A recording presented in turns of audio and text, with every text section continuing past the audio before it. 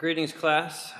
This is a continuation of our video lecture series on theories of counseling and psychotherapy.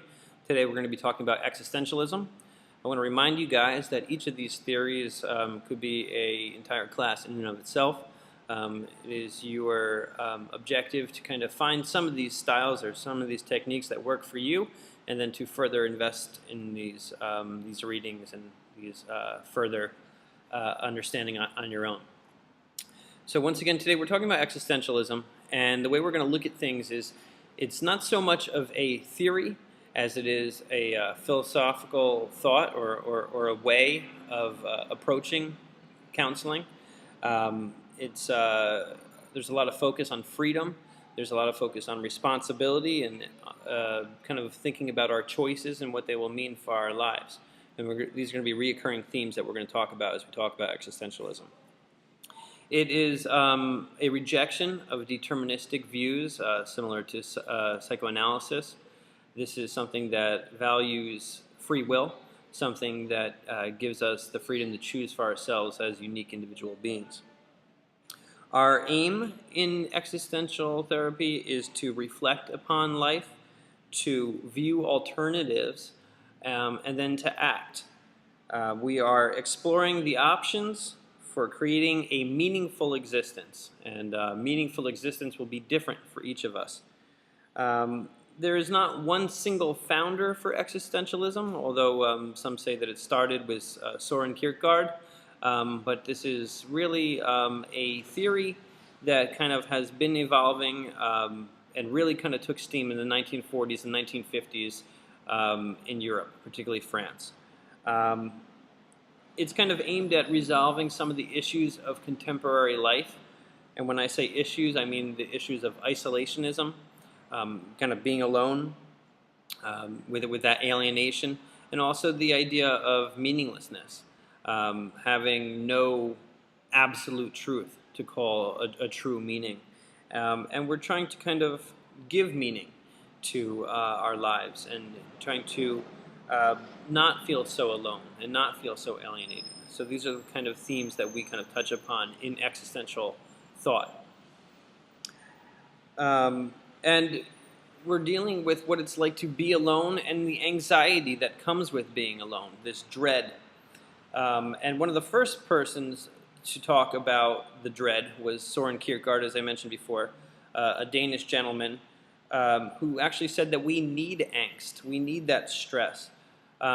Without that, otherwise we would be sleepwalkers, just kind of roaming through life aimlessly. It's the dread that keeps us motivated and keeps us going. And that sometimes that we need to take a leap of faith when it comes to our choices and say, you know what, I'm not absolutely 100% sure that this is true or this is what I should be doing, but we're going to go for it. I'm going to act like it's true, and I'm going to take a leap of faith. And he also was kind of the first to allude to the fact that we create ourselves. That, again, we are not determined, we are not made, but we have an active role in choosing who we are, and we create who we are.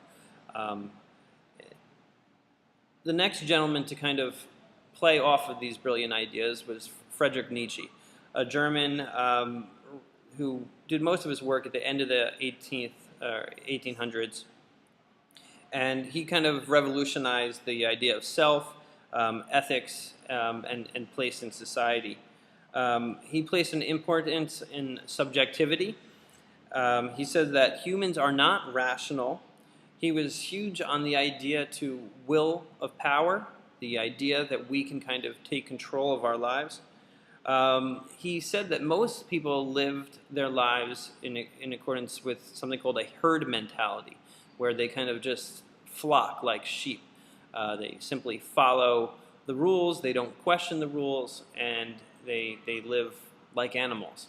And he was very much against this.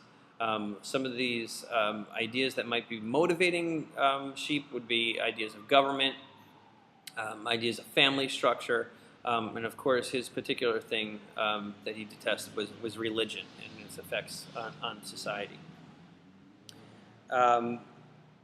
And again, he thought that one of the things that we could do in order to be great was to become an individual. It's at this point that I'm going to talk about one of his ideas called the Übermensch. The Übermensch translates from German into the above man, and what he was looking for was one day this above man would come along, the Übermensch, and he would, without pity, without second thought, do the things that he wanted to do and not worry about the consequences or not worry about any sort of internal strife that might prevent him from doing these things. He said that this person was no longer constricted by laws or religious morals and ethics and was truly himself, could do as he pleased, and can flow with his existence and be a true above man. It's important to kind of think about that concept as an ideal in terms of what we're capable of as individuals. There is no right or wrong, and we're just going to do what we want, do what we feel. Another gentleman who actually made existentialism its most popular was Jean-Paul Sartre from France. And he was kind of a very popular figure. He actually got to reap some of the benefits of his fame. You know, paparazzi would follow him around. Him and his wife, I'm probably going to butcher her name, but Simone de Beauvoir, who was also an existential philosopher. He would go to lectures in and out of Europe and have a huge gathering.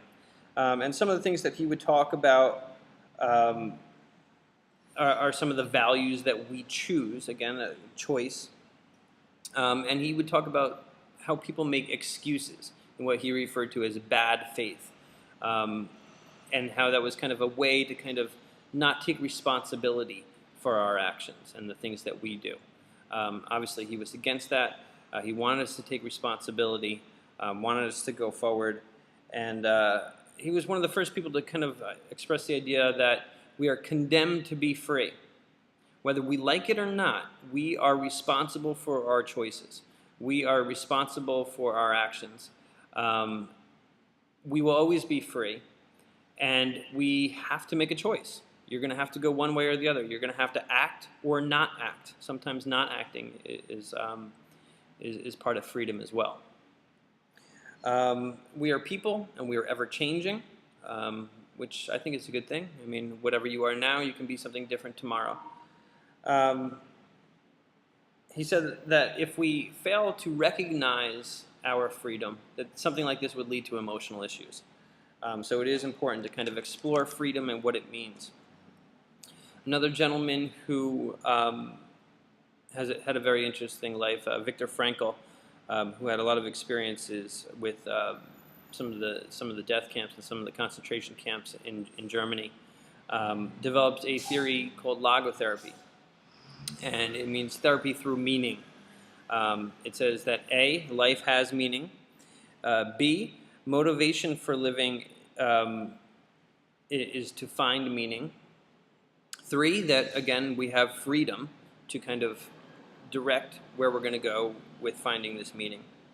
And 4, that we're going to have some sort of integration between the body, the mind, and the spirit. We are going to throw ourselves into this freedom. We are going to throw ourselves into this meaning, and we are going to make a meaningful life for ourselves.